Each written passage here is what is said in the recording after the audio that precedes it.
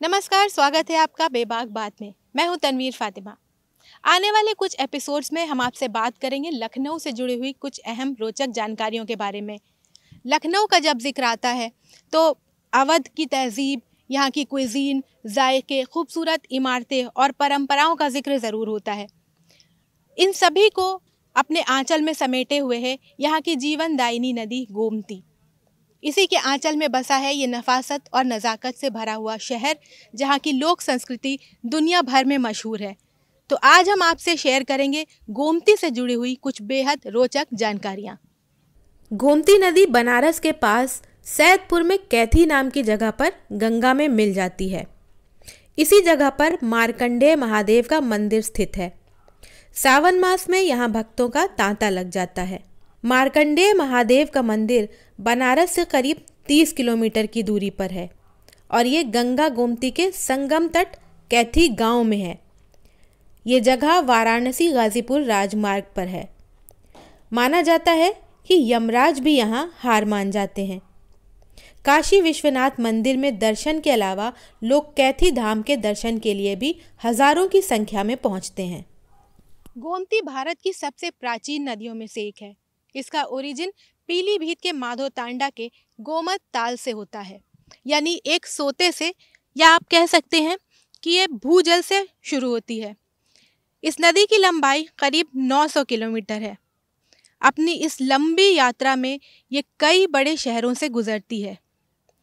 इनमें लखनऊ, जौनपुर, सीतापुर, लखीमपुर खीरी और सुल्तानपुर जैसे ज़िले शामिल हैं। हिंदू मान्यताओं के अनुसार इसे ऋषि वशिष्ठ की पुत्री माना जाता है।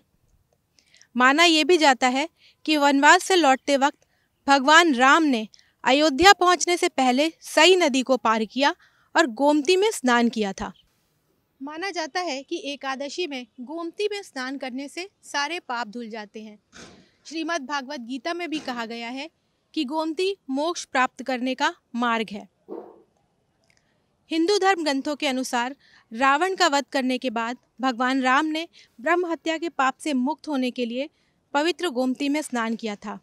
इतना ही नहीं, उन्होंने अपने धनुष को भी गोमती के पानी से धोकर पवित्र किया था।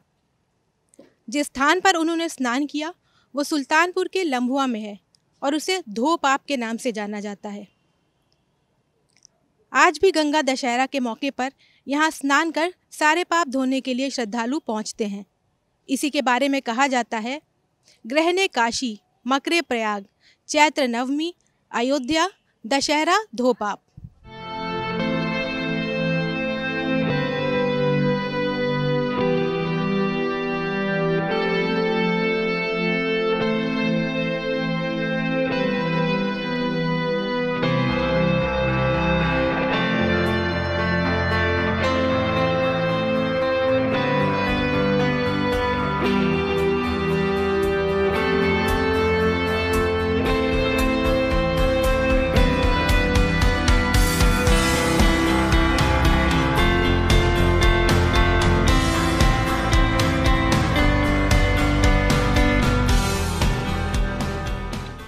कुछ मुस्लिम इतिहासकारों ने इस लहराती बलखाती नदी को घूमती का नाम भी दिया है।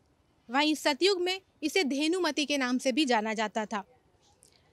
अगर हम बात इसकी बनारस यात्रा की करें तो वाराणसी के पास सैदपुर में कैथी नाम की जगह पर गंगा में ये मिल जाती है। नवाबी दौर में गोमती नदी के किनारे कई खूबसूरत इमारतों का निर्माण किया गया। इनमें छतर मंजिल भी है जिसे नवाब गाजीउद्दीन हैदर ने बनवाया था।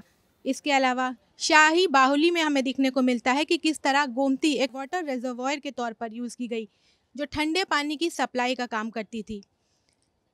छतर मंजिल में बेगमें गर्मियां बिताती थीं, क्योंकि नदी के किनारे होने की वजह से ये उस बिल्डिंग को ठंडा रखने का काम करती थी।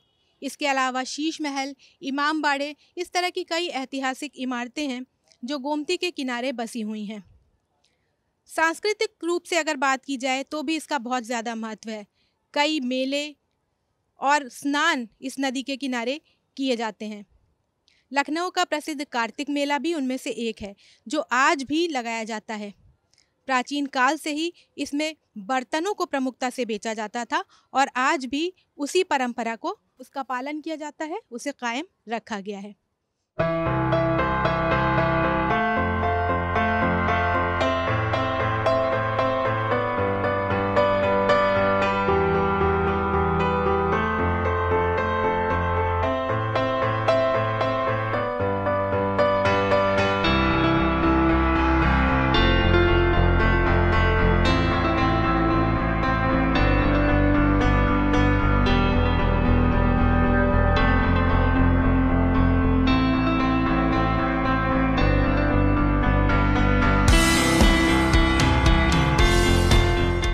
गोस्वामी तुलसीदास ने रामचरितमानस में भी गोमती का जिक्र किया है।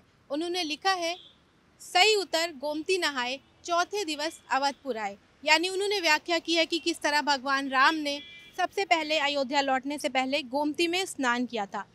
इतिहास के सुनहरे पन्नों में भले ही गोमती का नाम कई बार आया हो, लेकिन आज प्रदूषण से यह छूती नहीं रही है। इस वक्त इंडस्ट्रियल कचरा, सीवेज और कई गंदे नालों का पानी अलग अलग शहरों से जहाँ से भी ये गुजरती है, इसमें मिलता जा रहा है और उसकी वजह से इसका पानी बेहद ही गंदा और प्रदूषित हो गया है। हालांकि इसे साफ करने के लिए कई अभियान भी चलाए जा रहे हैं, जिसमें कई धर्मगुरुओं ने मंच पर आकर इसको साफ करने की अपील की है और साथ ही हाथ भी बढ़ाया है कुछ अभियानों के माध्यम से। साथ ही सामाजिक हस्तियां भी हैं और आम जनता भी है जो इस अभियान में शामिल है और जिनकी कोशिश है कि इसे साफ रखा जाए। लेकिन फ़िलहाल अभी उनके ये प्रयास काफ़ी छोटे नज़र आ रहे हैं। हमें उम्मीद है कि आने वाले दिनों में गोमती अपने पुराने खूबसूरत स्वरूप में वापस आएगी और एक बार फिर अपनी खूबसूरती के लिए जानी और पहचानी जाएगी।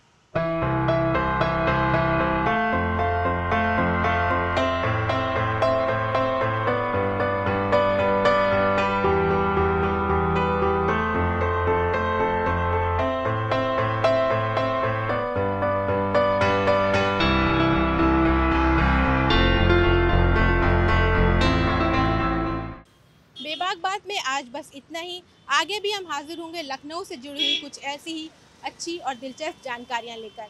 हमारे वीडियोस अगर आपको अच्छे लग रहे हैं तो हमें लाइक कीजिए, शेयर कीजिए और सब्सक्राइब कीजिए। नमस्कार।